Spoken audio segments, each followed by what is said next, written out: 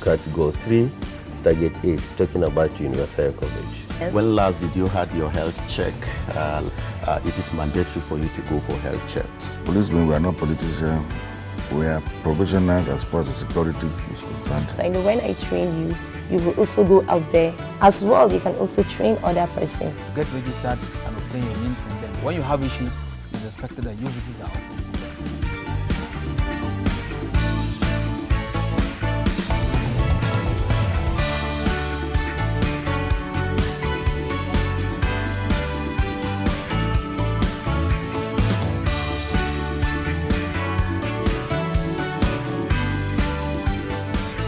On the program you did, we'll be dishing you out with so many loving moments. From education, entertainment, and of course, infotainment as well. Reaching you from NBS TV, and we're always here Monday to Friday from the hour of 7 till 9.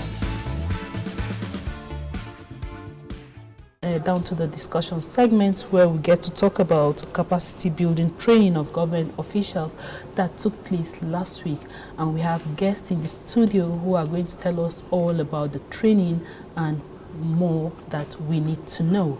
And the first on my right is the NUJ Chairman, Nasarawa State. He is Comrade Salihu Mohammed Alkali. You're welcome, sir. Thank you.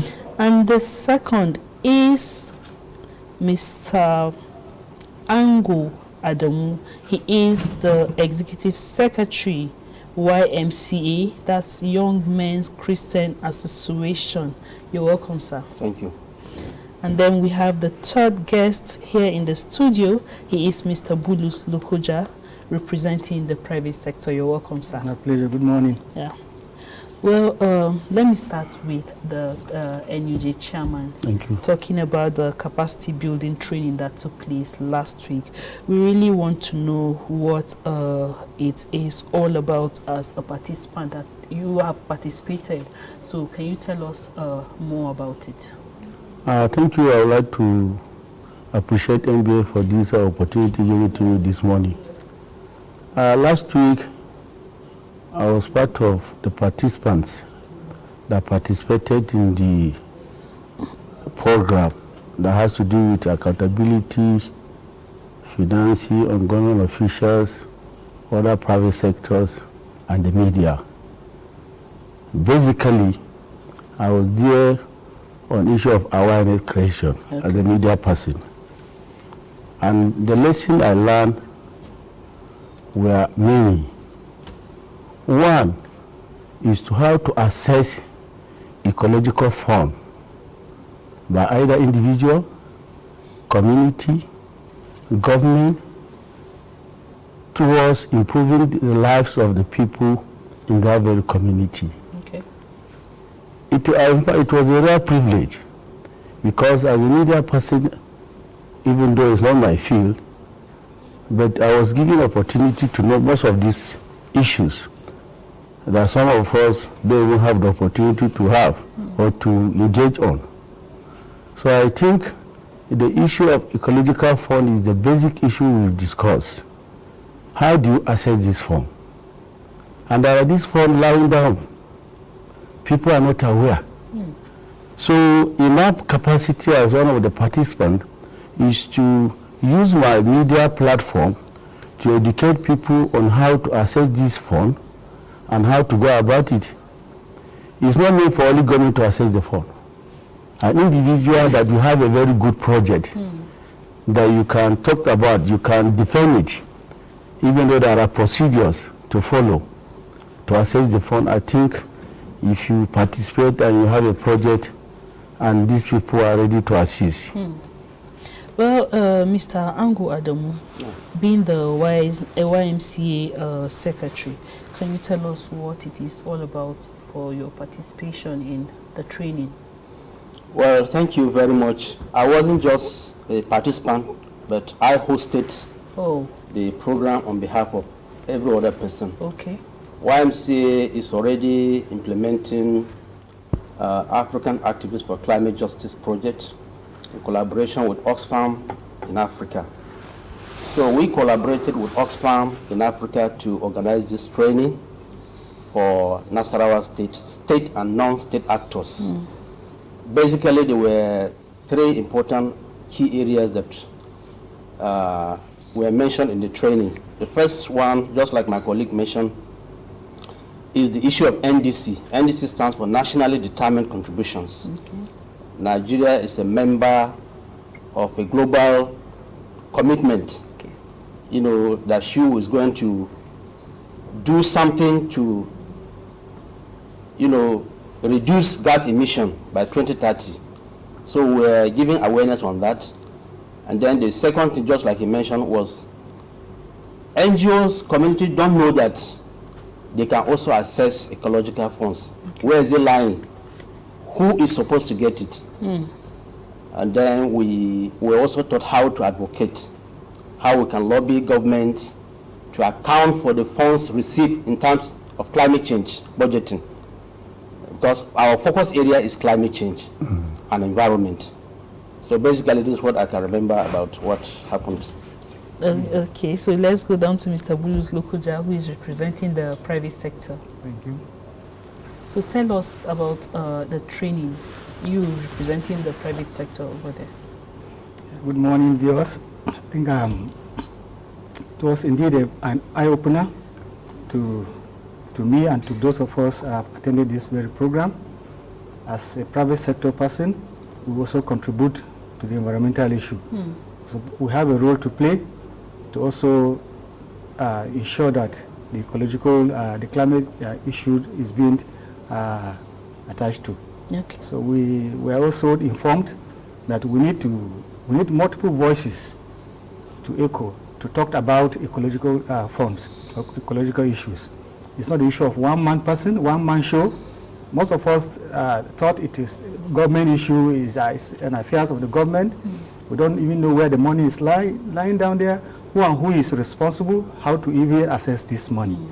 And this training has opened our eyes to see that this ecological funds is there. Individuals can get it, traditional rulers can get it, community-based organizations, civil society organizations. And so long as you have this issue around you, you need to also you need to assess this very fund.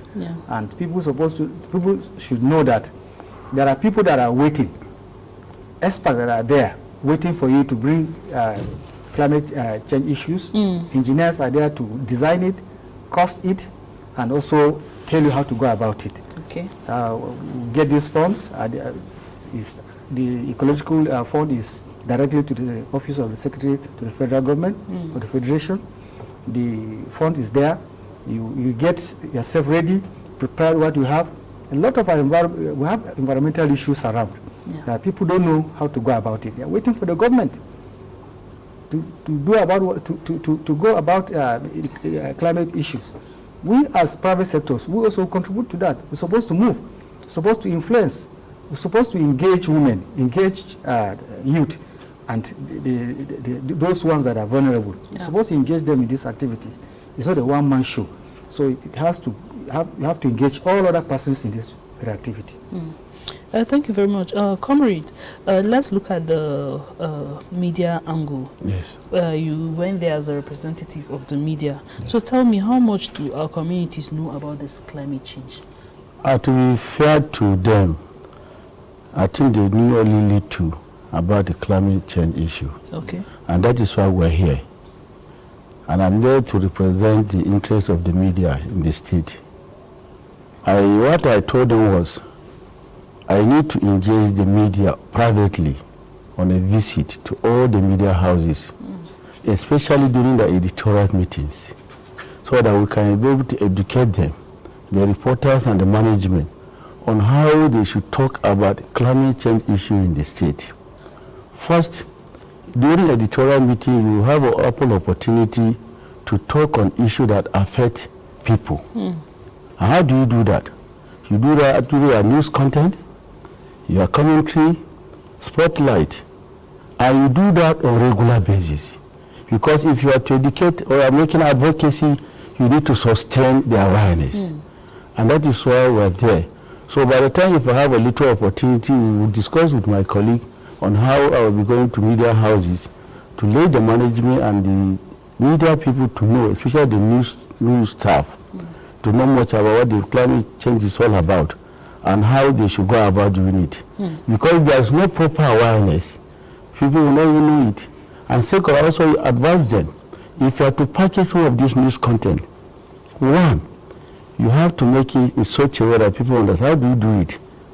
You have to make it in languages so that at least this information can be translated to them directly. It's not all of us that can speak English or listen to what people are doing.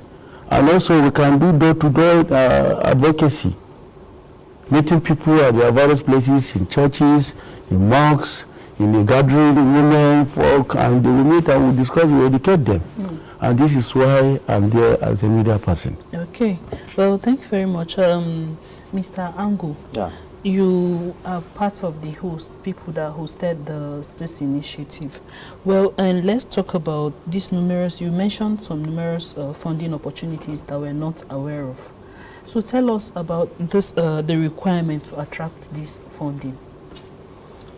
Well,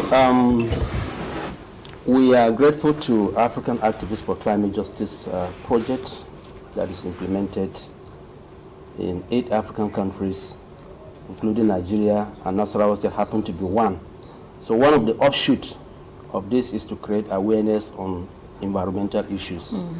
So we didn't know before then that there are funds at the federal government there that people can access. So one of the requirements is to have a fundable, convincing proposal. The project you want to get funding for must exist with evidence. Then you have to write a proposal, how much it costs, what is the nature of the work. It will be submitted as a committee at the national level that will assess, monitor, and see if your proposal is convincing enough.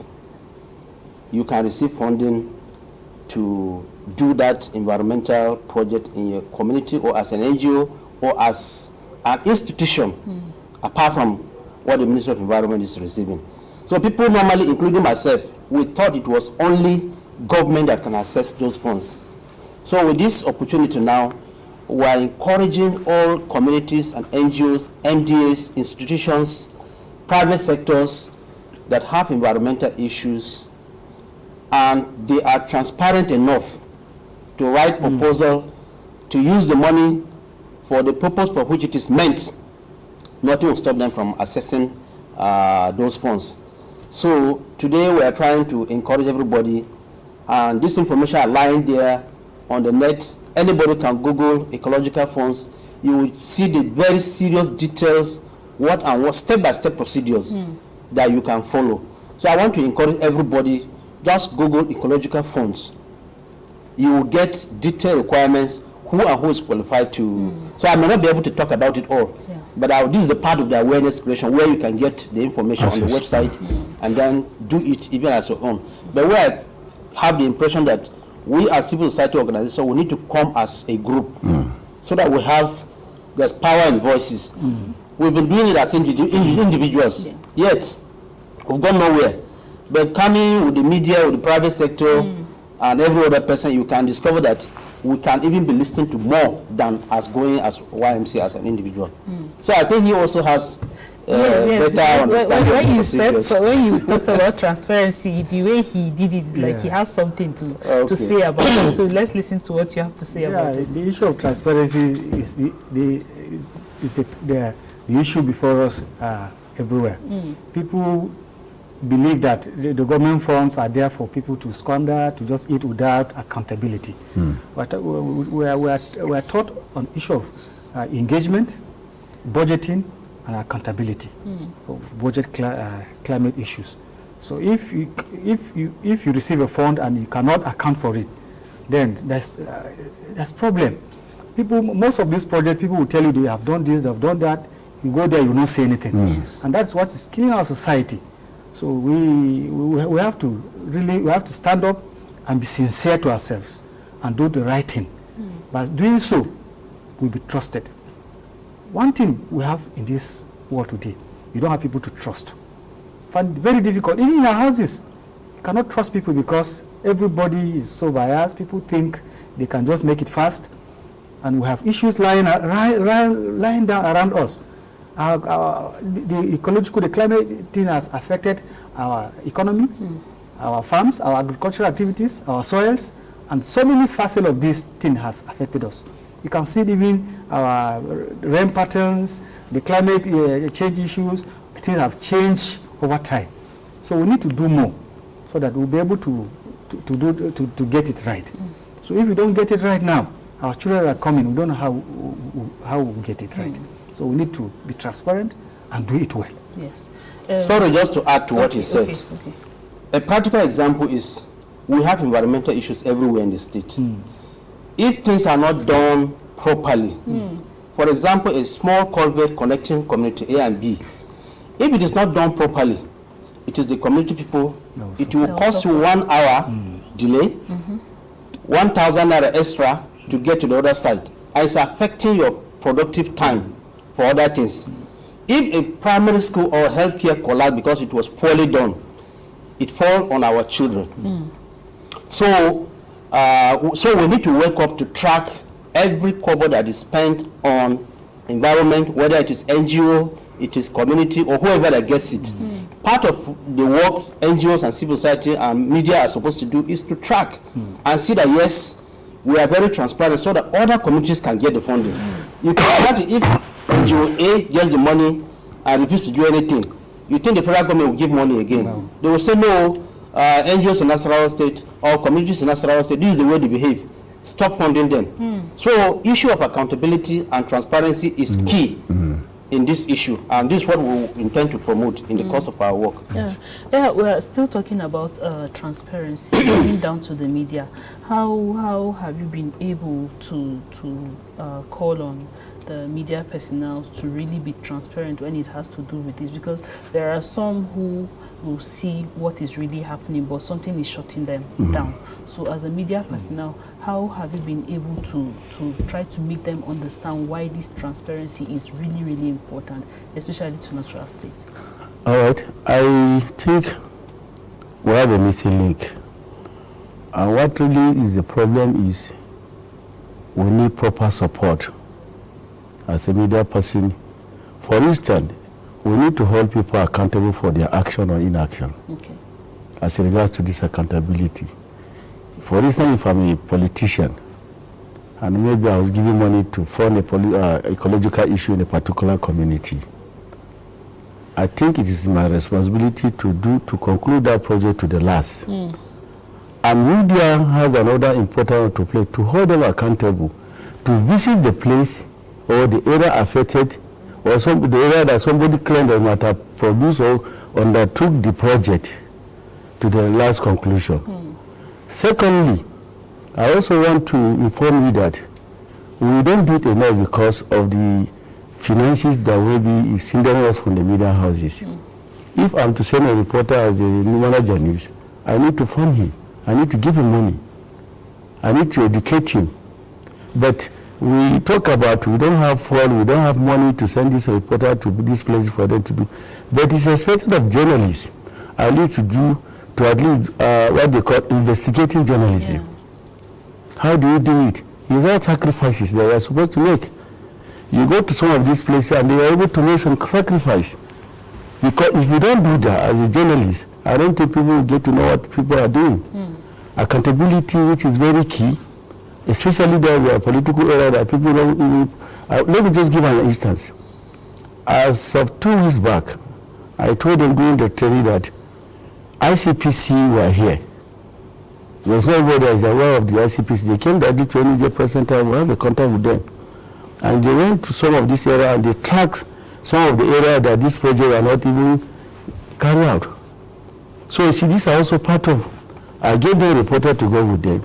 And these are also part of what the NEJ is also doing in the state in terms of accountability in the ecological funds. So I think we have to, the management of media houses have to do a lot of things by engaging their people to go to places, fund them properly so that we can hold people accountable for their action and inaction. So let's talk about, Stanley, let's talk about those people. We are still on the transparency.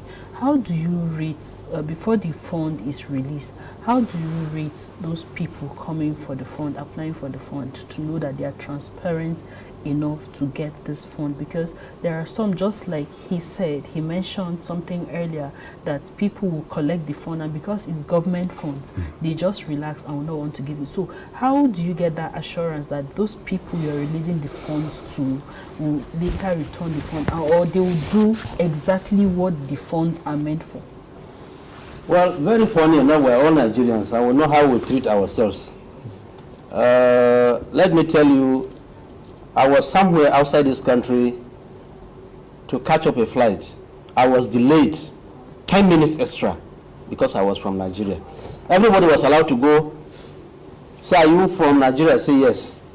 So they needed to ask more questions. Wow. It's the same thing we have over here. We hardly trust ourselves with resources. So for you to know that this person will do the work or not is difficult. But system in place, transparent way of writing proposals, step by step, you already show how some indices or indications of success before the Ecological Fund Office can release. They want to see evidence of success that you must insert in the proposal in terms of time, in terms of costs, in terms of managing the resources. So all those indications must be mentioned before they even give you the money. So when they are coming for monitoring, they are already looking at the indicators you showed in the proposal. So, but just mere seeing person as in the face, very good looking, it doesn't give you a clear picture of whether it's transparent or not. So until the work is done. And this is what we are saying, we shouldn't be undirected by anybody by the way we appear. We should strive to be transparent and be responsible everywhere we find ourselves around the world. This is what we are trying to do. So part of our job is to encourage transparency, tracking projects that money has been allocated. Sometimes you go in the budget, a project is budgeted, no location. You go around, you wouldn't find it. Sometimes it's either deliberate or you don't know what happens. But it is there, it's budgeted, go in social local government, you cannot find location. So these are transparency issues. And we also say communities can also track. If any contractor is giving a work in your community, don't just go and sleep. Try to know what is the mixing ratio so that it has a very concrete structure. Because if it falls down, it's falling down on our children. The contractor will not be there. But people will just go and sleep, allow the contractor to do whatever he does. After 1 month, you see the breach or the primary school is collapsed, and people will start crying again. So this is the kind of accountability we are talking about. They should engage their senators, they should engage their House of Assembly members, and stop begging. They should have fundable projects. One thing we do with politicians is just to go and beg. My wife has given birth. I need money for slippers. I need money for spaghetti. You sell yourself cheap at the expense of the community. We are saying no. Let community come together and say, okay, this is an environmental issue that is affecting us. What can we do? If you approach your senator or your House of Representative member, I'm telling you, he will give you listening ears. But when you go as individuals looking for money, Mr. A will go tomorrow, you will chase them away from the house. That's why they don't come for weekends. And we want to discourage that. Okay. Yes. To add more to the issue of how to assess funds and as individual. Yes. I think the process is there as we are trained as individual and community-based organization. Traditional rulers. Very important. Very important. As an individual, if I want to execute a project on climate change, after having the feasibility study, I've done all my designs, the project is sited in a community. And we have traditional rulers in that very community. So that's what we are talking about, engagement, influencing. So I have to engage those who are part of that community. They should know. I'm about to carry out so activity. The traditional ruler is a key person in that particular. It's an institution. I should let him also know that this so project is about to take place. I'm pursuing this so project. Tomorrow, if they ask him, are you aware of this? He will defend me as an individual that, I'm aware of it. This person has shared this idea with me. Or maybe the community, we bring the community together. When we talk about community-based organizations, the youth groups are there, the women's are there, the other groups are there. They are visible. You can track, you can trace them. These are things that we can hold, we can use as our evidence to get whatever we want to get. Mr. Abulus, let's still talk about the private sector, where he mentioned requirements to get the funding and to know if the person is transparent enough. The person needs to have some funding or what he or she has done before that will be seen, physical things. Now let's talk about people using the private sector to apply for this fund or to go for this fund, because if you want, if I'm applying for it and I don't have those requirements he mentioned, and then going down, some people use the private sector. It's just for him to come and talk to you about it. Okay, I want to use your business or company name for this proposal, but this is what we're going to get, even when they know that this person is not up to or is not meeting up with that requirement. How do you do? I'm sure the private sector have their own association. Do you? Yeah. Okay. So now in the association, do you try to clarify things or try to create awareness to your people against accepting to join heads with people without those requirements to get the funding, so that they won't go there? Because if they go there, it's your business name they are looking out for, and so if anything goes bad, it comes back to you, the person disappears. So how do you disabuse this fact? Let me address one thing before. The issue of an individual not able to get this, or maybe an organization, if you don't have any evidence to show. There's an Hausa adage that said, "Idan ba masu fara ba wana sun kare." I mean, to say that those people who are starting, they can make it. Without them, you don't have those people who have made it. So people can start from small, from somewhere, and push. The issue of engaging, influencing, advocating for what you have. You don't just write a proposal and sit down. You don't just write it and sit down. You have to push. You have to let people know that this thing you're having is genuine. People are suffering from this. Let me come down to the issue of private sector. The private sector is me and you and other people doing a lot of businesses. People have registered their organizations. People are doing pure water. People who have like Rice Farmers Association, All Farmers Association, who have women traders. These are private individuals, organizations that are there doing their own businesses. They are registered, they are known by the government, they have CS certificate, they have all other engagements. So most of the private sector don't even know that programs like this exist. They don't even know that there are funds like this. So what we need to do now is to educate our people, to let them know that they can also partake in such an organization. The issue of an individual using a private sector to get this is something that we also need to talk about it. We have to talk about transparency. Let's be sincere. Yeah, let's be sincere. Like if a private sector, like our organization, if you want to use us, you have to convince us. You have to be part of us. We should know that truly you are coming to do this, the work, not to just use us. Just like Mr. Ango said, most of these projects you go and you will not see. I supervise one of the projects within the state. We know what happened. We've seen it in the blueprint. We'll go to the site. Before you locate this very activity, you find it very difficult. So we've seen situations like that. So it's very easy to use the private sector because we are there. The issue of bureaucracy in the private sector is not as that of the government. Yeah. We can break other protocols, can use other channels to also get what we want to do. So the right thing is we are on ground. We want to do it properly. We do it properly because people can hold us accountable. Yes. We are there with the people. People are feeling us, so we are not just fake. So I think it's real.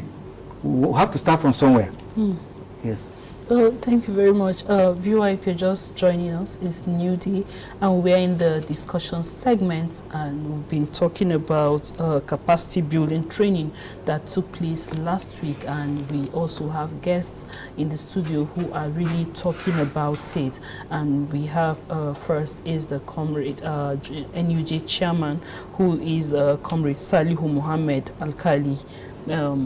And I'm sure that you've said things about media, yes, that we really understand, which was not there.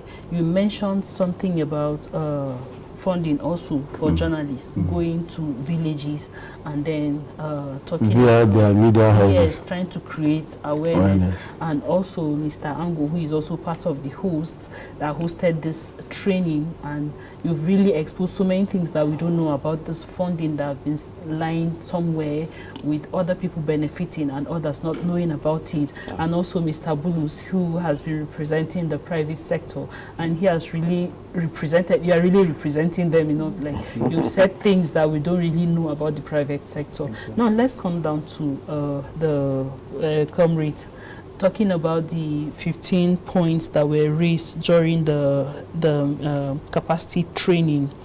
What were those communique, the issues that were raised? Can you give us some of them? One of the issues is to let people know that government should be able to fund the ecological issues. Okay. How do they do it? They have to bring people together when they are preparing their budget, during budget defense or whatever, so that to give us all ample opportunity to know whether the issue of climate change is also captured in our budget. Okay. And that is why some of these people from Ministry of Environment are also invited, government officials. And also we talked about how government, especially national state government, will be able to handle the issue of illegal mining too. Is there law? If you have law, did they enforce it? How people come to access things in national state without legal backing? We also talked about proper education on how people should be aware. We also talked about the gender issue. Women are also to be part of it, because we have to, women have to know about what are the environmental issues, such as pollution, other issues that affect the environment. That have to do with also gas or burning or production of charcoal. We also talk about how people go down to cut trees, making charcoal without looking at the health implications. I think these are some of the issues we discussed that day. I may not remember some of the recommendation, but I think we are able to also talk about there should be political will by our political class on how to handle issue of this climate change in their various states, especially in Nasarawa state in particular. How did they go about the issue of ecological fund? Are they issue? Were they able to address it?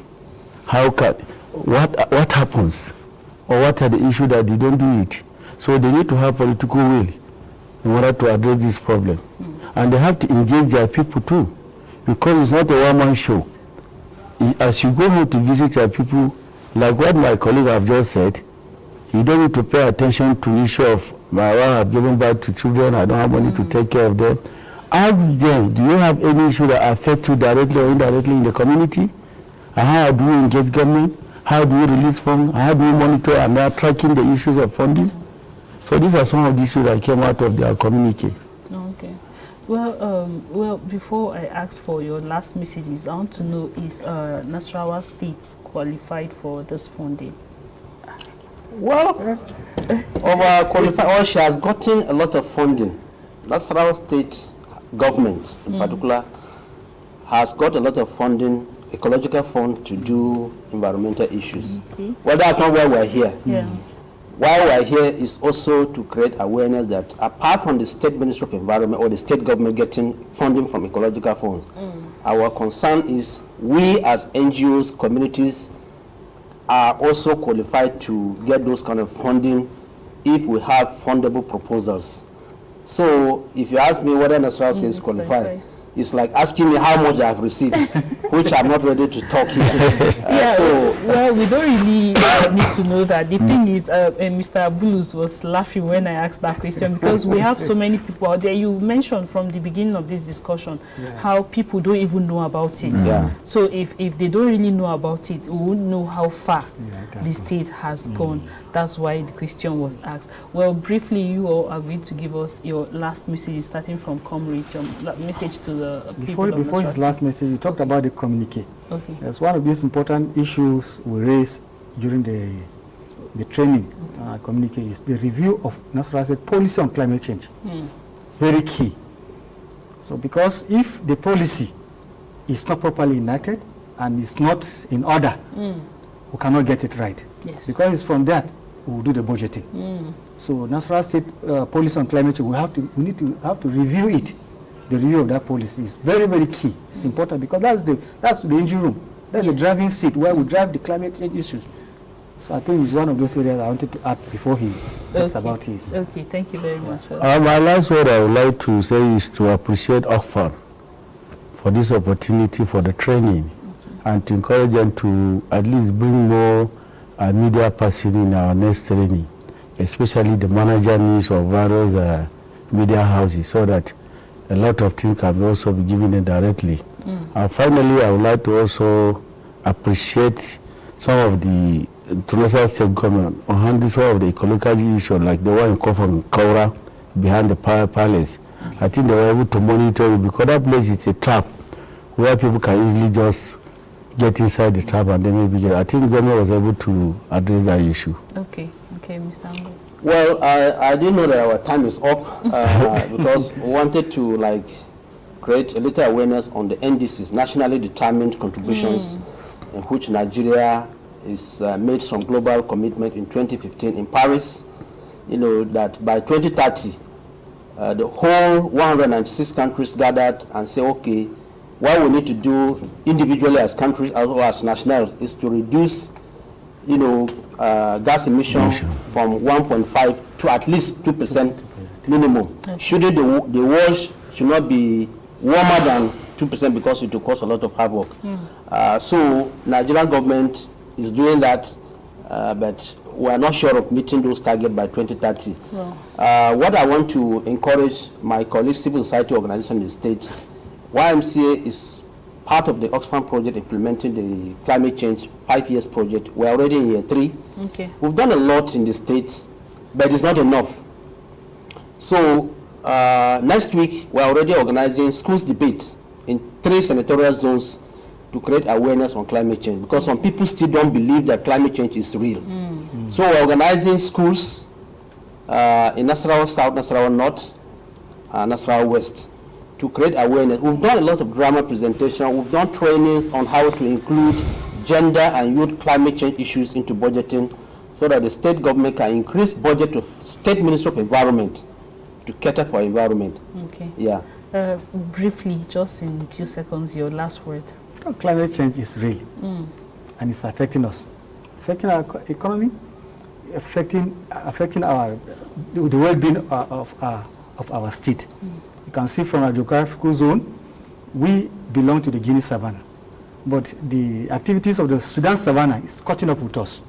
You can see the rain pattern. You can see how things are changing. So I want to ask every one of us to join hands, both the private sectors, the government, traditional rulers, and whatsoever body, to join hands together to make this a reality. Let us fight it.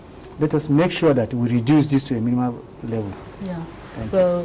Thank you so much for your contributions, because you really created this awareness that people are looking out for, and I'm sure people of Nasarawa State have watched and have listened, and they will make good use of your contributions. Thank you very much once more for coming. Thank you. Well, viewers, this is where we wrap it for the discussion segment, where we got to talk about some important issues on climate change, and this training has really impacted on people, and I'm sure we're going to see the results in just a short while here in Nasarawa State.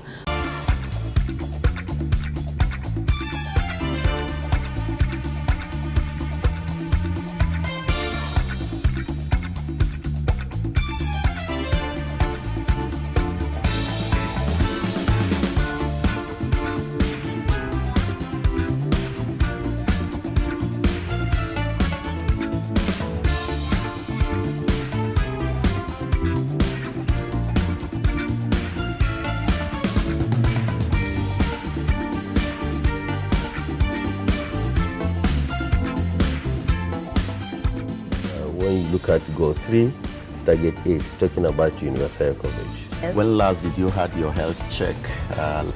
It is mandatory for you to go for health checks. Policemen, we are not politicians. We are professionals as far as security is concerned. I know when I train you, you will also go out there. As well, you can also train other person. Get registered and obtain your name from them. When you have issue, it's expected that you visit the office.